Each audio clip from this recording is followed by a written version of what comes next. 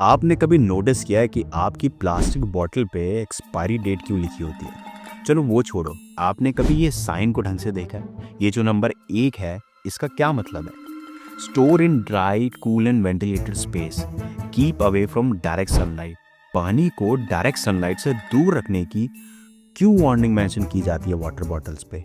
भारत एक ऐसा देश है जहां हर चीज को रीयूज करने की सभ्यता है, जब तक वो चीज खुद ना बोल दे कि अब तो छोड़ दो भाई।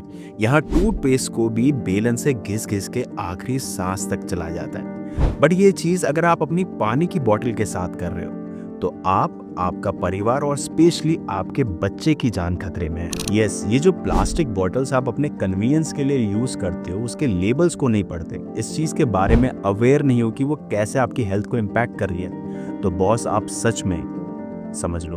वीडियो के एंड तक बने रहना, बताऊंगा कि ये प्लास्टिक बॉटल में जो आप बार बार पानी रिफिल करके पी रहे हो, या भरी धूप में रखी बॉटल को शौक से खरीद के अगर आप पानी पी रहे हो, तो वो आपके बॉडी सिस्टम के साथ एक्चुअली में क्या कर रही है। चलिए शुरू से शुरू करते हैं। प्लास्टिक का सफर 1862 में शुरू हुआ, जब अलेक्जेंडर पार्क्स ने पाकिस्तान इन्वेंट किया था। ये दुनिया का पहला मैनमेड प्लास्टिक था, वाइल्ड लाइफ को बचाने के लिए। 1869 में जॉन वेस्ले हायत ने इसे और इम्प्रूव किया और सेलुलॉइड बनाया। ये इन्वेंशन बिलियार्ड बॉल्स के लिए था। 1973 में केमिस्ट नेथानियल वायत ने पॉलीएथिलीन टरप्थलेट (पीईटी) बॉटल का पेटेंट लिया। ये bottle lightweight, shatter proof और कन्वीनियंट थी, जो ग्लास बॉटल का ऑल्टरनेटिव बन गई। एक रिवॉल्यूशन था बेवरेज इंडस्ट्री के लिए। लेकिन हमने इस इन्वेंशन के साथ कुछ खो दिया। प्लास्टिक हमारे जीवन में आसानी लेकर आए, लेकिन हमने नेचर और हेल्थ के साथ अपना बैलेंस खो दिया। मिट्टी के मटके और ग्लास बॉटल का जो सेफ और सस्टेनेबल यूज था, वो बंद हो गया। हर साल millions of tons of plastic waste ocean और लैंडफिल में जाता है। ये वाइल्ड लाइफ और ह्यूमन हेल्थ के लिए खतरनाक है। ये केमिकल्स जैसे बीपीए और फैलेट्स रिलीज करता है, जो हार्मोन डिस्टर्ब करते हैं। ये माइक्रो प्लास्टिक के जरिए अंदर जाकर हमारे ह्यूमन ऑर्गन्स को डैमेज करता है। अब बताता हूँ ये प्लास्टिक बॉटल्स के केमिकल प्रोसेस आपके शरीर के साथ क्या करते हैं। प्लास्टिक बॉटल स्पेशली जो पॉलीथाइलीन, तेराफिलेट और पॉलीकार्बोनेट से बनी होती हैं, हार्मफुल केमिकल रिलीज करती हैं, जो आपके पीने वाले पानी में चले जाते हैं। ये केमिकल जैसे बिस्फेनॉल ए और फिलेट्स एंडोक्राइन डिस्टरप्टिंग केमिकल्स कहलाते हैं। ये केमिकल्स आपके नेचुरल हार्मोन्स को मिमिक या इंटरफेयर करते हैं, जिससे काफ़ी हेल्थ इश्यूज हो सकते हैं। ये प्रोसेस कैसे होता है, चलिए समझते हैं। जब प्लास्टिक बॉटल्स हीट या सनलाइट में एक्सपोज होती हैं, तो ये ब्रेक डाउन होने लगती हैं और हार्मफुल केमिकल जैसे बीपीए, फिलेट्स और स्टाइरिन पानी में रिलीज कर देती है। बार बार यूज करना, स्क्रैचेस लगने और क्लीनिंग से प्लास्टिक वीक होने लगता है, जिससे छोटे छोटे क्रैक्स बन जाते हैं और केमिकल लीक होने लगता है। ये केमिकल इजीली पानी में घुल जाते हैं और जब आप ये पानी पीते हैं तो ये केमिकल्स आपकी बॉडी में चले जाते हैं। जब कंटामिनेटेड पानी ड्रिंक किया जाता है, ये केमिकल्स स्टोमक और इंटेस्टाइन के थ्रू ब्लड स्ट्रीम में अब्सॉर्ब हो जाते हैं। छोटे प्लास्टिक पार्टिकल जो बॉटल से निकलते हैं, इनहेल भी किए जा सकते हैं या स्किन के जरिए अब्सॉर्ब हो जाते हैं, स्पेशली जब आप हीटेड प्लास्टिक को हैंडल करते हैं। यूजली इंडिया में लोग पानी गर्म प्लास्टिक बाल्टीज में करते हैं, एंड वो जब गर्म पानी होता है, उसकी वजह से बाल्टीज के थ्रू वो केमिकल्स रिलीज होकर पानी में डिसॉल्व हो जाते हैं, एंड जब आप उस पानी से नहाते हैं तो स्किन के जरिए वो केमिकल्स आपकी बॉडी में अब्सॉर्ब हो जाते हैं। बॉडी के अंदर जाने के बाद ये केमिकल्स हार्मोन जैसे एस्ट्रोजन को मिमिक करते हैं। बॉडी ने नेचुरल हार्मोन समझने लगती है, जिससे हार्मोनल इम्बैलेंस हो जाता है। ये केमिकल्स हार्मोन रिसेप्टर को ब्लॉक भी कर सकते हैं, जिससे नेचुरल हार्मोन सही से काम नहीं करते, या रिसेप्टर्स को ओवर स्टिमुलेट कर सकते हैं, जिससे थायराइड प्रॉब्लम्स, अर्ली प्यूबर्टी और ग्रोथ इश्यूज हो सकते हैं। ये hormonal disruption reproductive issues create कर सकता है, जैसे इरेगुलर पीरियड्स, इनफर्टिलिटी और पीसीओएस इन वुमेन। मेन में स्पर्म काउंट कम हो जाता है, स्पर्म क्वालिटी खराब हो सकती है और टेस्टिकुलर प्रॉब्लम्स हो सकती है। प्लास्टिक थायराइड हार्मोन्स को भी इफेक्ट कर सकता है, जिससे वेट गेन, फटीग और मूड स्विंग हो जाते हैं। प्रेग्नेंट वुमेन अगर इन केमिकल्स के कांटेक्ट में आती है, तो ये बेबी तक ट्रांसफर हो सकते हैं, जिससे ब्रेन डेवलपमेंट और इम्यूनिटी पर असर पड़ता है। बच्चों में अर्ली प्यूबर्टी और ग्रोथ डिलेस हो सकते हैं। हार्मोनल इम्बैलेंस, डायबिटीज और ओबेसिटी का रिस्क बढ़ जाता है। लॉन्ग टर्म एक्सपोजर ईडीसी की वजह से ब्रेस्ट, प्रोस्टेट और ओवरियन कैंसर तक हो सकता है। टाइम के साथ प्लास्टिक की वजह से hormonal imbalance, chronic diseases, autoimmune disorder, heart problems भी हो सकती है। ये केमिकल जीन एक्सप्रेशन को भी बदल सकता है, जिससे हार्मोनल इश्यूज फ्यूचर जनरेशन में भी ट्रांसफर हो सकते हैं। ये इम्यून सिस्टम को वीक कर देते हैं, जिससे आपकी डिसीजेस से लड़ने की शक्ति या इन्फेक्शन से लड़ने की शक्ति कम हो जाएगी। प्लास्टिक एक्सपोजर को कम करने के लिए ग्लास या स्टेनलेस स्टील बॉटल का यूज करें। प्लास्टिक बॉटल्स को सनलाइट या हीट में मत छोड़ें। BPA फ्री कंटेन यूज करें, लेकिन ध्यान दें कि BPA फ्री प्लास्टिक भी हार्मफुल केमिकल रिलीज कर सकती है। पुरानी प्लास्टिक बॉटल को रीयूज करने की जगह उनको रिसाइकिल करें।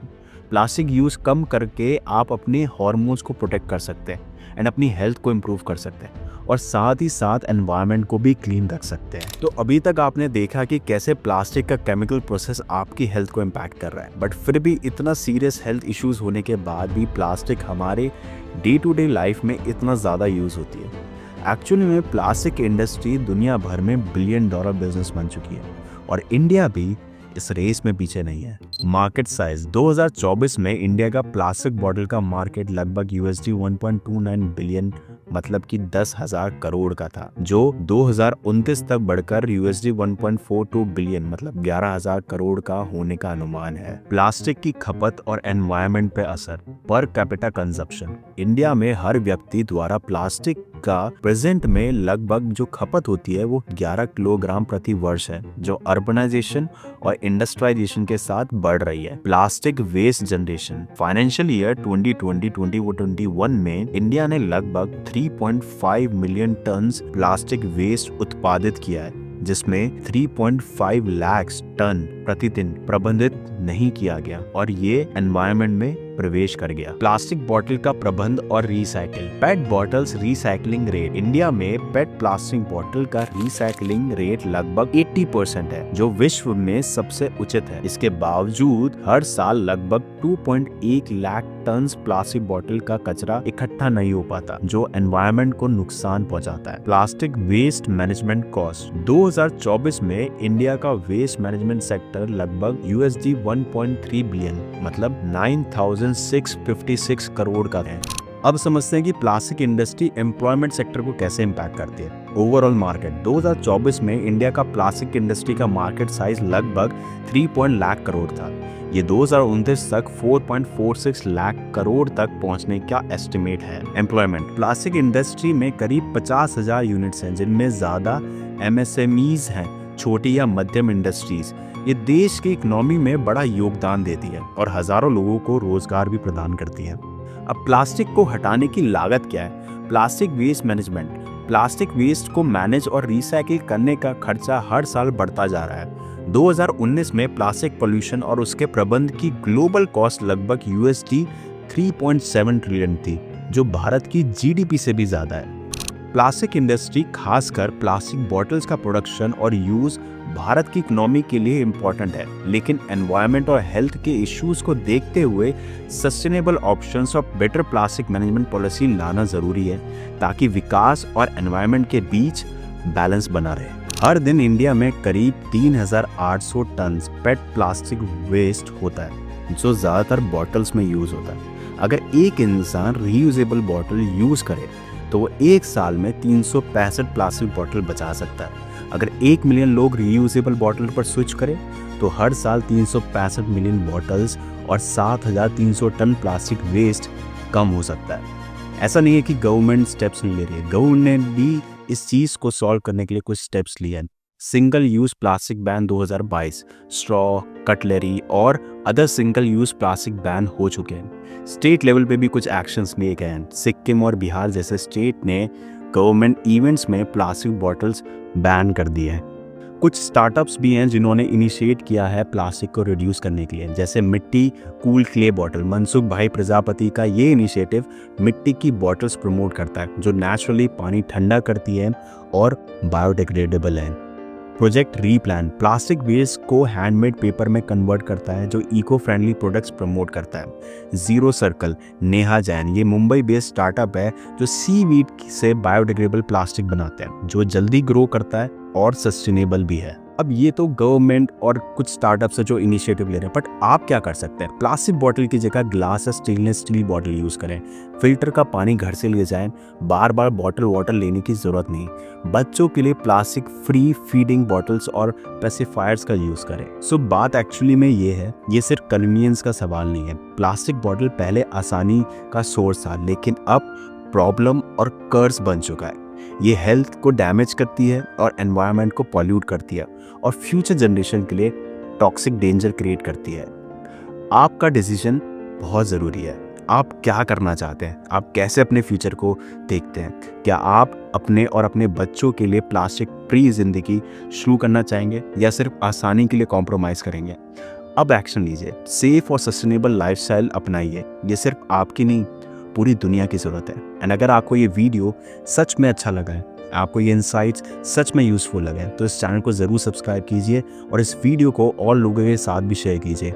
लोगों को अवेयर करिए कि प्लास्टिक बॉटल्स कैसे हमारी हेल्थ को इम्पैक्ट कर रही है। मैं आपसे अगले वीडियो में फिर मिलूँगा। नमस्कार।